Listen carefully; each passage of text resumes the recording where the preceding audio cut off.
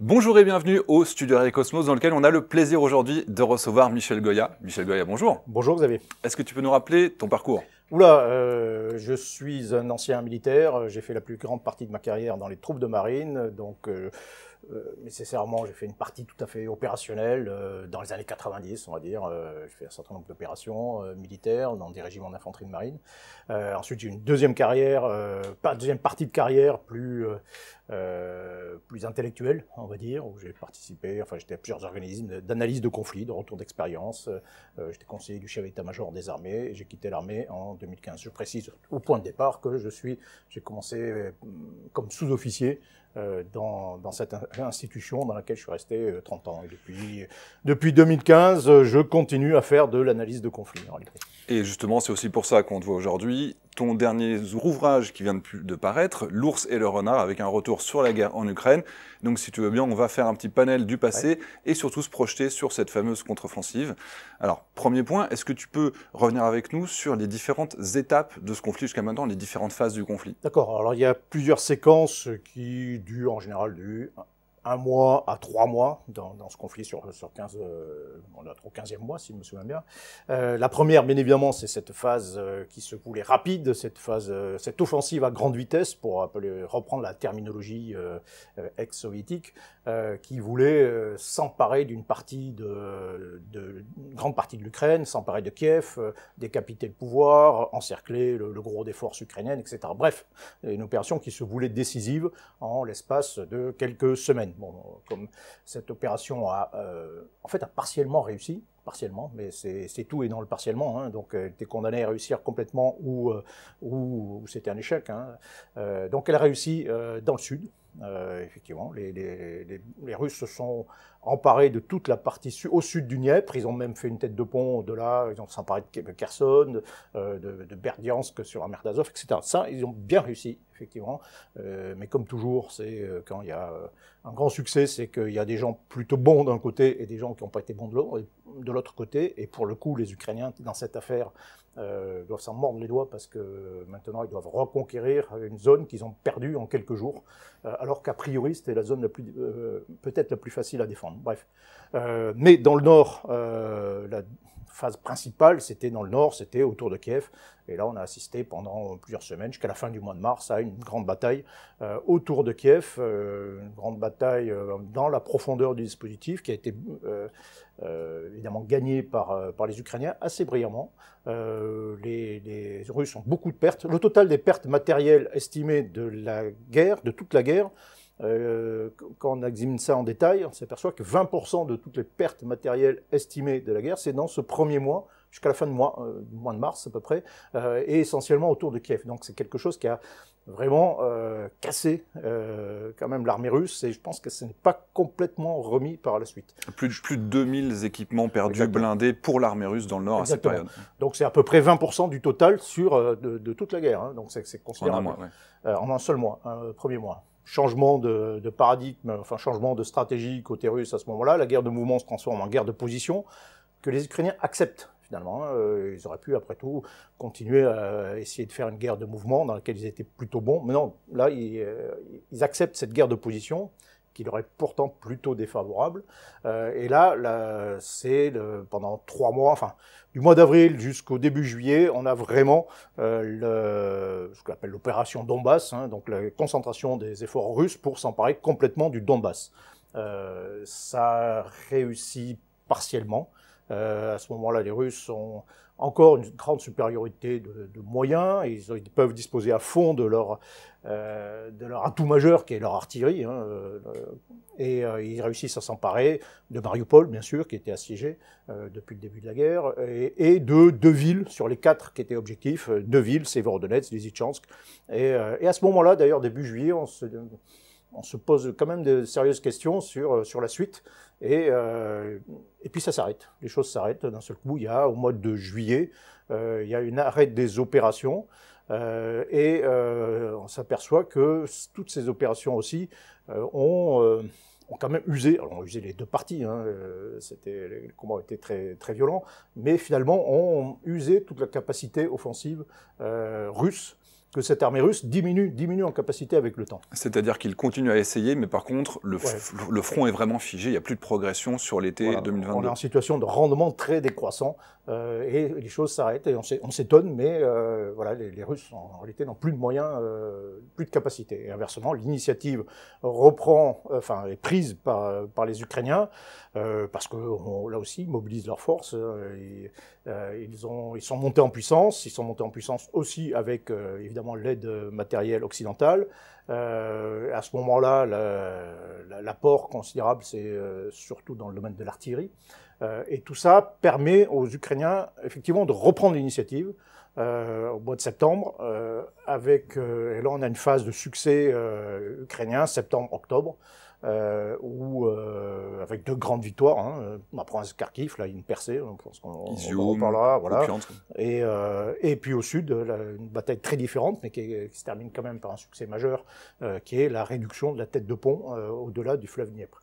Et puis on arrive mois d'octobre, novembre, où il y a une réaction russe, il y a une mobilisation des forces, donc on envoie d'ailleurs tout de suite au moins 40 000 hommes, tout de suite, immédiatement en première ligne, dans des conditions épouvantables, mais ça contribue quand même à renforcer la défense. En gros, ils remplissent les tranchées, et ça rend plus difficile les offensives ukrainiennes. Donc il y a un changement de commandement à la tête de l'armée russe, c'est le général Surovikin, qui définit, on va appeler ça une nouvelle stratégie, on va appeler ça une Hindenburg 1917, c'est-à-dire on rétrécit le front, on évacue la tête de pont de Kherson, on rétrécit le front, on travaille, on creuse, on se solidifie la défense humainement et matériellement, en attendant des jours meilleurs pour éventuellement reprendre l'initiative. Et donc c'est ce qui se passe, avec la combinaison également de l'apparition, de la météo, la mauvaise météo, etc. Tout ça contribue à nouveau à ralentir les opérations ukrainiennes. Mais tu dis aussi reprendre l'initiative, c'est quand même ce que les Russes ont essayé de faire pendant cet hiver. Ils ont tenté des grandes offensives, par exemple sur Vuhledar, échec complet. Exactement. Alors là aussi ça correspond un peu aussi au changement de commandement. C'est général Gerasimov, le chef d'état-major des armées, qui prend directement la direction des opérations, et on relance une offensive. À mon avis, d'un point de vue militaire, c'était sans doute prématuré en fonction des moyens dont disposaient les Russes. Alors à ce moment-là, on imagine, donc on est à la fin de l'année, on imagine, moi je baptise ça l'opération Donbass 2, on imagine qu'ils cherchent à nouveau à s'emparer complètement du Donbass. Ce qui n'est pas le cas aujourd'hui, il faut le rappeler, aucun des oblasts ukrainiens n'est occupé par la Russie. Si c'est l'objectif, en tout cas, c'est un échec complet. Et à tel point d'ailleurs que je me demande si c'était vraiment l'objectif. On parlait de l'opération sur Vuhledar.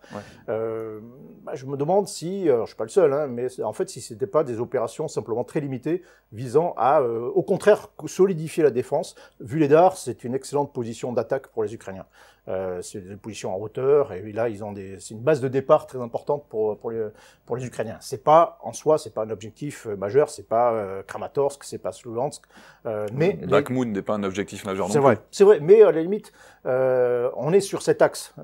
Bakhmout, c'était quand Lysychansk a été prise par les Russes, tout le monde disait, ok, le prochain objectif c'est Kramatorsk, Sloviansk, et entre les deux il y a Bakhmout. Donc c'était une étape intermédiaire qui était un peu un passage obligé. Maintenant, c'est devenu avec le temps un objectif en soi, stratégique en soi. Mais tous ces combats en réalité limités qui ont abouti à des résultats très faibles au bout du compte. On parlait de Vuhledar. Vuhledar, c'est une série d'échecs absolument désastreux. On va rappeler, il y a plus de 110 véhicules blindés russes perdus en 3 jours et a priori 5000 hommes qui seraient morts.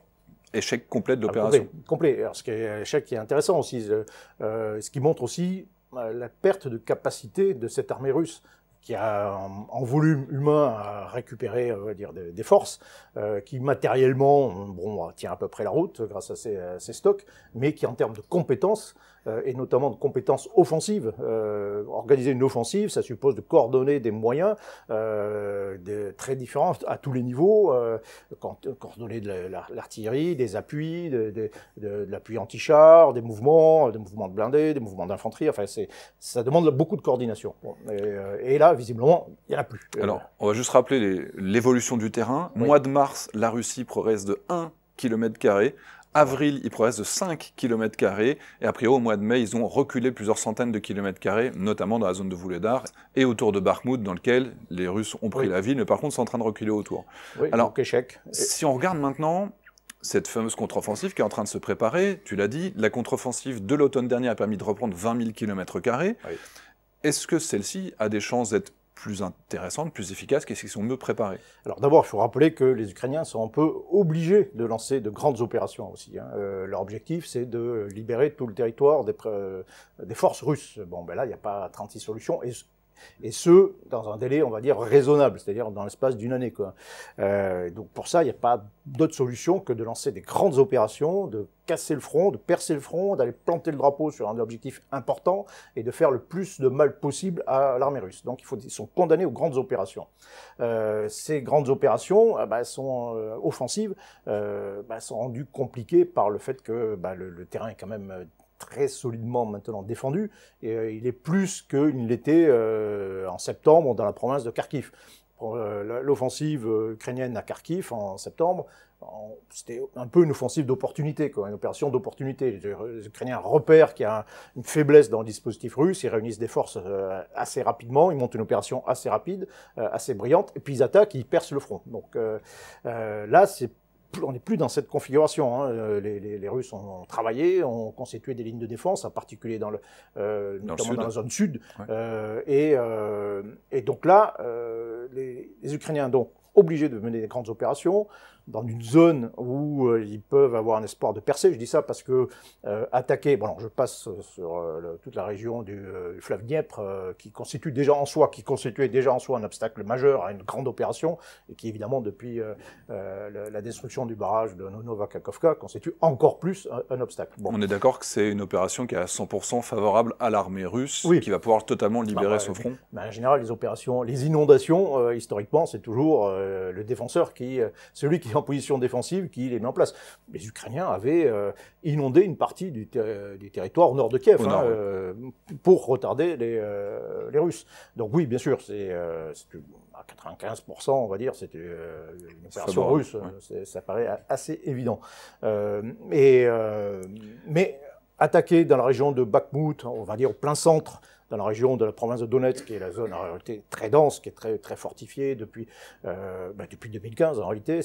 Imaginer une percée dans cette région-là, ça paraît problématique. On peut faire des attaques, ce qui est en cours, peut-être des attaques de diversion ou des attaques secondaires, périphériques à l'effort principal, pour employer un terme militaire. Et en réalité, il n'y a que deux zones vraiment possibles, c'est soit au nord à Louhansk, soit, on va dire, dans la province de Zaporozhia, qui va du Dniepr jusqu'à Mariupol. Enfin voilà. Le sud vers Azov. Oui, voilà. La ligne la ligne de front va à peu près au sud de la ville de Donetsk, jusqu'à Vuhledar de Donetsk.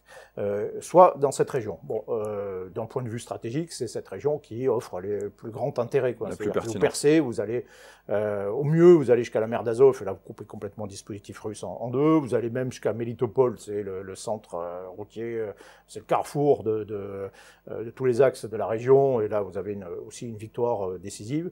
Donc c'est par là que se tournent évidemment tous les regards, y compris russes évidemment. Bien sûr. Pas rien qu'ils ont fortifié, qu'ils ont densifié complètement cette zone et qu'ils s'y attendent très clairement. Mais alors, est-ce que, parce que tu expliques que la défense russe s'est renforcée, est-ce que dans le même temps, la capacité opérationnelle et offensive ukrainienne a augmenté dans les mêmes proportions, voire supérieures? Ah oui, alors c'est toujours un jeu, c'est une course de vitesse entre bouclier, voilà, bouclier, boulet, attaque, défense, et il faut toujours faire un arbitrage. Quand les Allemands envisagent d'attaquer Koursk, le saillant de Koursk, en 1943, l'été 1943, là aussi il y a d'un côté les Soviétiques qui creusent, qui se défendent, et puis de l'autre côté, les Allemands qui disent, tiens, on va attendre peut-être les Charpenters, puis on va attendre les Tigres, comme ça, qui vont donner un avantage. Et puis finalement, dans cette course, ils ont sans doute attaqué trop tard. Bon, bref. En juillet, on va préciser ça. En juillet 43, et c'était trop tard. Là, ce qui se passe, c'est que oui, les Ukrainiens ont beaucoup travaillé aussi, ont beaucoup préparé cette opération. Alors, ils peuvent pas bénéficier de la surprise opérative. Ils peuvent supprimer, ils pourront avoir un peu de surprise sur la date, le lieu exact, etc. Mais l'idée de l'offensive offensive, elle est évidente. On sait qu'il y aura forcément une opération offensive ukrainienne. Ils ne peuvent pas bénéficier de la surprise comme ils l'ont fait au mois de septembre. Donc, quand on ne bénéficie pas de la surprise, il faut maximiser les chances. Et donc, au contraire, il faut préparer le plus possible, le mieux possible cette opération. Donc, il y a tout un travail déjà de construction d'une force, d'une masse de manœuvre supplémentaire pour essayer d'augmenter déjà leur rapport de force. Donc, depuis le mois de novembre, ils ont construit ils ont mobilisé déjà 150 000 PAX, 150 000 personnes, alors pour combler les pertes en partie, mais aussi pour constituer de nouvelles brigades. Ces nouvelles brigades, quand on les voit, on les identifie un peu à l'arrière, on identifie peut-être une vingtaine de brigades qui sont à l'arrière du dispositif et qui travaillent tout simplement, qui reçoivent du matériel occidental, ou pas que, ils se débrouillent avec tout ce qu'ils ont, ils s'entraînent, parce qu'il faut, non, c'est pas simplement savoir maîtriser les équipements, quoi. Et après, il faut savoir, et je reviens à ce qu'ils disaient tout à l'heure, mener des opérations offensives complexes, coordonner, faire du combat de brigade, coordonner les bataillons, toutes les unités d'appui, etc. Coordonner plusieurs brigades par elles-mêmes. Donc, ils ont aussi, par exemple, créé des échelons qui manquaient, très clairement, d'échelons des états-majors, de divisions ou de corps d'armée, ils vont appeler ça corps d'armée, mais c'est pareil, de façon à pouvoir mieux coordonner tous ces moyens. Donc il y a eu un gros travail, incontestablement, de préparation, de construction de cette force de manœuvre. Et après, on est rentré dans une phase de préparation proprement dite de l'opération, soit par des attaques de la profondeur du dispositif russe. Tu penses à quelle zone? Ils ont détruit un certain nombre de dépôts. Ah oui, là c'est avec les missiles Storm Shadow. Oui, voilà, Storm Shadow, ça c'est la grande profondeur, on va dire. Mais dans la zone immédiate, on essaie de taper. Il y a eu ce qu'on appelle la contre-batterie aussi, ils ont essayé de taper aussi sur l'artillerie russe, etc. Donc ça, c'est des opérations spécifiques de préparation du champ de bataille. Après, il y a aussi des mouvements de force, et donc il faut mettre en place des forces en deuxième échelon, celles qui participeront à cette attaque. Alors, c'est soit des forces aguerries, on va dire, des brigades qui sont de bonne qualité, qu'on a retirées du front, et qu'on a peut-être remplacées d'ailleurs par des nouvelles dans le Donbass, soit ce sont les nouvelles. Enfin bref, on met en place en deuxième échelon un certain nombre d'unités qu'on essaie de camoufler dans les villages, dans les bois. On essaie, tout bon plan d'opération doit comprendre aussi une partie déception, dissimulation. Donc on fait aussi un certain nombre d'actions destinées à essayer de maintenir le doute sur le lieu exact de l'opération. Donc on va déplacer des forces, par exemple dans le nord, si on va attaquer du sud. Au sud, on envoie des léopards. Si tu veux attaquer au sud, on envoie des léopards 2 dans le nord, on dirait du Sun Tzu, mais c'est quand même un peu ça. Typiquement, les offensives qu'on voit sur la région de Belgorod, elles participent à la préparation de cette grande contre-offensive? Oui, certainement, oui, elles participent indirectement. Alors il y a des aspects, elles pourraient suffire en soi d'ailleurs, elles ont des effets en soi, psychologiques, stratégiques, médiatiques d'une certaine façon. Par exemple, elles ont caché le fait que Bakhmut était quand même un peu tombé la veille, la veille, quoi. Bon, et donc on n'en parle plus d'un seul coup, on ne parle plus que de Belgorod ou des attaques de drones sur Moscou. Donc ça participe d'une certaine façon à la prise d'initiative en termes de communication, ça participe au détournement de l'attention, ça participe aussi peut-être au détournement de moyens. Donc les Russes sont quand même un peu obligés, devant l'évidence de la faiblesse de leur dispositif dans la région, de déployer quelques moyens, des moyens antiaériens peut-être, pour lutter contre les drones, et quelques forces qui vont manquer dans le front. Oui, ça participe incontestablement, on va appeler ça des opérations périphériques, qui contribuent à la préparation de cette offensive, de la même façon que la destruction du barrage de Novokakhovka participe à la contre-préparation. Il y a aussi toutes les attaques. Voilà, la multiplication des attaques de drones dans le mois de mai, c'est de la contre-préparation à cette offensive. Mais pour toi, là, on a une question de jours, de semaines, ou alors peut-être qu'on attendrait le mois de septembre pour avoir les F-16 qui seraient disponibles? Je pense que cette opération, elle a commencé en fait, cette opération offensive. Alors on est quelques jours après le 6 juin, là, Voilà, on imagine des centaines de chars Léopard 2, enfin, qui sont en train de foncer vers Mélitopol. Non, c'est pas forcément comme ça que ça se passe. Comment ça se déroule une contre-offensive réussie? Alors, encore une fois, en réalité, il y a deux phases, vraiment. Le plus compliqué, c'est de parvenir à percer ce front, c'est-à-dire à s'emparer. Vous avez, sur la zone de Zaporijia, vous avez plusieurs lignes de défense successives. Vous avez des zones avec des points d'appui, donc vous avez des points d'appui assez légers au départ, hein, c'est des sections d'infanterie, voilà, qui sont dans des bunkers, dans des emplacements, qui peuvent s'appuyer mutuellement, qui peuvent tirer sur tous les obstacles qu'il y a devant. Quand j'entends la plupart d'obstacles, c'est des mines, c'est des champs de mines, c'est des barbelés, c'est des trous, tout simplement, c'est des tranchées. Et donc vous avez tout un réseau défensif. Derrière, vous avez une deuxième ligne qui est un peu encore plus dense. Derrière, vous avez encore une troisième ligne avec des réserves, etc. Et donc vous avez sur plusieurs kilomètres de profondeur, vous avez des positions retranchées. Et donc la première phase de la bataille, ça consiste à s'emparer de toutes ces positions. Donc c'est un combat qui est difficile, qui est méthodique. Ça veut dire que sur, je sais pas, 20 km de largeur, Ouais. les Ukrainiens détruisent toute la défense russe qui pourrait être en phase 2. Ils envoient aussi des systèmes anti-mines avec quelques centaines de mètres qui permettent d'ouvrir le front.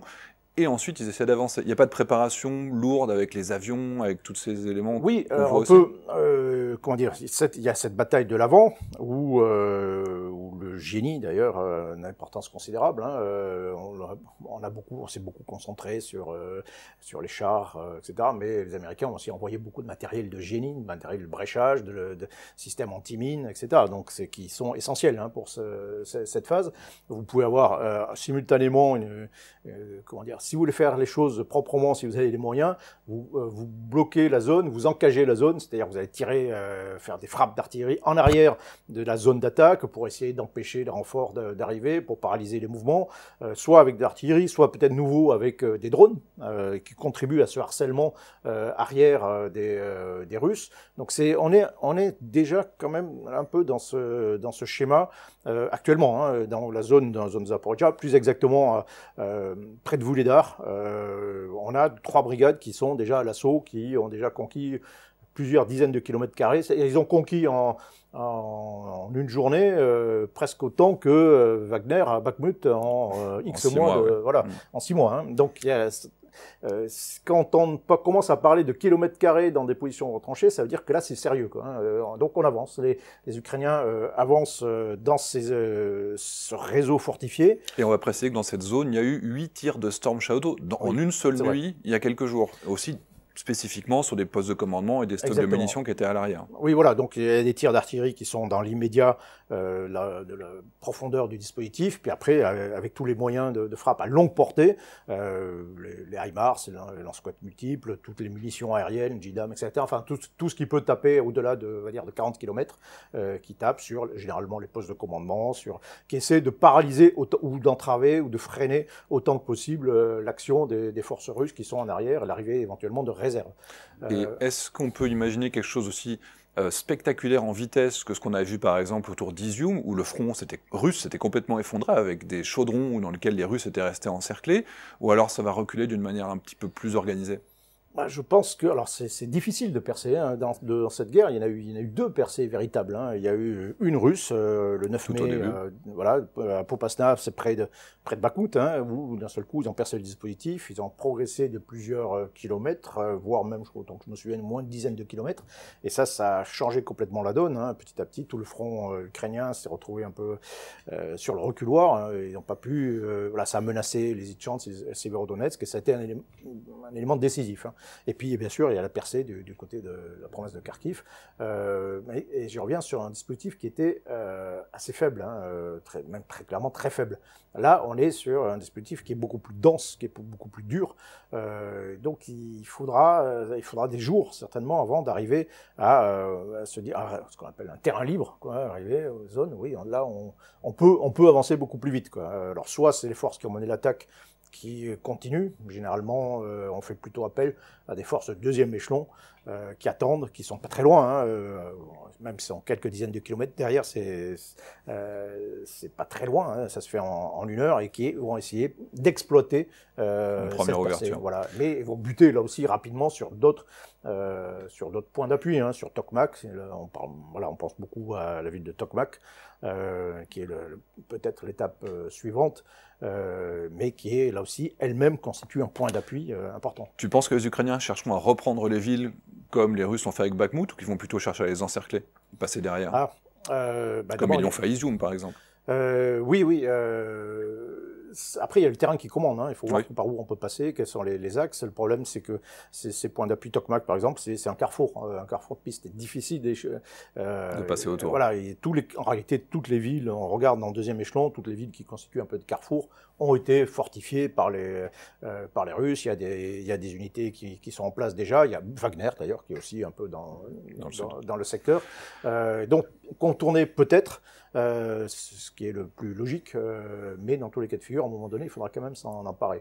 Et est-ce que l'offensive, on va regarder les scénarios de réussite jusqu'à l'échec, est-ce que d'abord cette contre-offensive ukrainienne peut être un échec et qu'il n'y aura absolument aucune progression? Bien sûr, les Ukrainiens peuvent buter sur cette ligne et puis finalement ne pas arriver à percer, quoi. Donc ils auront progressé de quelques kilomètres, peut-être dans différents points, mais voilà, ils peuvent s'engluer un peu dans toute cette défense, et auquel cas, ce sera forcément considéré comme un échec. À partir du moment où il n'y aura pas de percée, vous n'allez pas vous emparer d'un objectif qu'on va qualifier d'important, une grande ville, Melitopol, à la limite, s'ils arrivent à la centrale nucléaire de Zaporizhzhia, ça pourrait être un objectif aussi qui leur permettrait de dire, voilà, on a obtenu quelque chose d'important. Le must, ça pourrait être d'arriver jusqu'à la mer d'Azov. Là, ce serait au Berdiansk. Alors, on ne parle même pas de Mariupol, donc ce sont des critères de succès. Voilà. S'ils ne parviennent pas jusque-là, s'ils butent sur cette ligne, même, ils pourront dire, voilà, on a progressé quand même de plusieurs kilomètres, on a infligé des pertes considérables aux Russes, ce qui n'est pas forcément évident, mais ce sera quand même considéré comme un échec, quoi. Et alors, la version réussite? La version réussie, c'est... Comme tu viens de le dire, la reprise de zones importantes, mais alors, politiquement, est-ce que ça peut amener à l'effondrement de l'armée russe dans son ensemble, ou politiquement, peut-être que la Russie se rendrait compte qu'elle ne peut plus réussir? Alors ça, c'est très hypothétique. Chaque coup important, on l'a vu dans le passé, provoque quand même des secousses, des tremblements du côté russe. C'est après la percée de Kharkiv et la prise de Kherson, ça a provoqué ça a obligé à la mobilisation partielle. Un changement qui est quelque chose qui est... Poutine était quand même très réticent c'est très impopulaire. C'est très impopulaire, donc il y a toujours, au-delà du discours officiel sur la grande guerre patriotique, on sera capable de faire la même chose, c'est pareil. En fait, non. Dans le fond, il est quand même très prudent et il essaie de préserver au maximum, au moins, on va dire, le cœur russe, le cœur moscovite ou la bourgeoisie de la guerre. Mais là, s'il y a pas d'autre solution, si l'armée russe se retrouve un peu aux abois, au bord de l'effondrement, peut-être que oui, ça obligera à monter à nouveau aux extrêmes et à par exemple nationaliser complètement l'économie pour en faire une véritable économie de guerre, une industrie de guerre, décréter une mobilisation générale, la loi martiale, etc. Donc ça, c'est une possibilité qui peut-être, au bout du compte, annulerait les effets de la victoire ukrainienne. Mais est-ce que industriellement, aujourd'hui, on voit la Russie se vante de produire 20 chars par mois et d'en rénover une vingtaine d'autres, alors qu'ils en perdent quasiment 200 par mois. Donc est-ce qu'ils peuvent suivre le rythme face à toute l'industrie de tous les pays alliés de l'Ukraine qui sont en train de l'alimenter aujourd'hui? C'est vrai, alors les industries alliées, elles sont... on n'est pas non plus dans la production de masse. Hein. Non, mais par exemple, les Américains ont 8000 chars Abrams, ils en ont donné 30. Je veux dire, on sait qu'il y a quand même une marge importante. C'est vrai, il y a encore un peu de marge. Surtout du côté américain quand même. Oui. Il faut être réaliste. De notre côté, c'est quand même un peu compliqué. On est un peu à l'os et notre production n'est pas, pas revenue à quelque chose d'important. Donc des deux côtés, oui, on arrive un peu. Et c'est d'ailleurs une question. Hein, est-ce que on pourra alimenter d'autres offensives? Pas du tout. certain que si cette offensive ukrainienne réussit, elle soit décisive. Je pense que même le contraire, c'est-à-dire que cette offensive X, il faudra une offensive Y derrière, et il faudra peut-être une offensive Z derrière pour atteindre vraiment l'objectif et casser véritablement l'armée russe. Et est-ce que la perspective de l'arrivée... Est-ce qu'on peut l'alimenter? Ça, c'est pas... Oui. C'est pas évident, quoi. Si les Ukrainiens perdent trop de matériel maintenant, il n'y aura plus de matériel dispo. Mais il y a quand même une vision d'une montée en puissance avec l'arrivée des F-16, des avions chasse, peut-être des F-18 australiens maintenant. C'est-à-dire qu'il y a quand même une perspective de montée en puissance ukrainienne qui se perpétue au-delà de l'année 2023. Alors que l'armée russe, a priori, c'est pas avec la Corée du Nord et l'Iran qui vont remonter en force. C'est vrai. Non, mais tu as raison. Maintenant, malgré tout, la montée en puissance, est-ce qu'on pourra faire un saut aussi important qu'on l'a fait jusqu'à présent? Je suis pas. Qu'est-ce qu'on pourrait donner d'autre aux Ukrainiens? Oui, non, mais on arrive après. Bon, il reste quoi? Les hélicoptères à combat, les navires, tiens, voilà. Mais il n'est pas complètement idiot. Hein, on va pas envoyer des frégates. Mais il y a une multiplication, par exemple, des petits navires. Par le Danube, on peut envoyer un certain nombre de choses qui peuvent permettre de mener des opérations amphibies, petites opérations amphibies, du harcèlement sur les côtes. Et donc, oui, quand l'étape suivante où on commence à envisager sérieusement des opérations en Crimée, ce sont des choses qui peuvent jouer. Mais là aussi, d'un point de vue psychologique, le résultat de cette opération offensive va jouer, quoi. Hein. C'est-à-dire que si ça échoue complètement, d'abord, il y aura quand même un peu un doute, où il y a sur un coup moral, quoi. Hein. Quand on annonce depuis des mois une opération et que finalement ça échoue, c'est comme en 1917, hein, opération Nivelle, on dit voilà, ça y est, on va tout casser, j'ai trouvé la solution, on va y arriver, et puis ça échoue complètement, et là vous avez une chute du moral. Donc il y aura un doute, peut-être un doute aussi dans les opinions publiques, hein, disant bon voilà, ok, bon, est-ce que ça vaut le coup finalement d'envoyer du matériel, ça sert à rien, ça débouche sur rien, cette guerre s'enlise. Bon, est-ce que les efforts que l'on fait, qui sont quand même très, très importants, est-ce que c'est utile, c'est rentable? Peut-être. D'où l'importance. Il y a un effet politique, hein, il y a un effet militaire de cette opération, et puis il y aura aussi beaucoup d'effets psychologiques et politiques. Donc savoir jusqu'où on soutiendra les Ukrainiens dépend beaucoup du succès de l'opération qu'on va voir, mais la libération totale de tout le territoire ukrainien juste par les armes semble quand même... C'est très ambitieux quand même. C'est très ambitieux, il faudra certainement d'autres opérations. Michel, un grand merci. C'était passionnant. Je rappelle ton livre, on mettra tous les liens en commentaire de cette vidéo si vous voulez le commander. Sur un plaisir de te lire, et pas d'ailleurs que dans tes propres livres. Tu interviens aussi dans beaucoup d'autres magazines. Le numéro RE Cosmos de la semaine, évidemment en préparation du Salon du Bourget. Vous pouvez trouver ça dans toutes les meilleures librairies. Allez, je te le donne en échange de ton livre. Et on vous dit à très bientôt au studio RE Cosmos.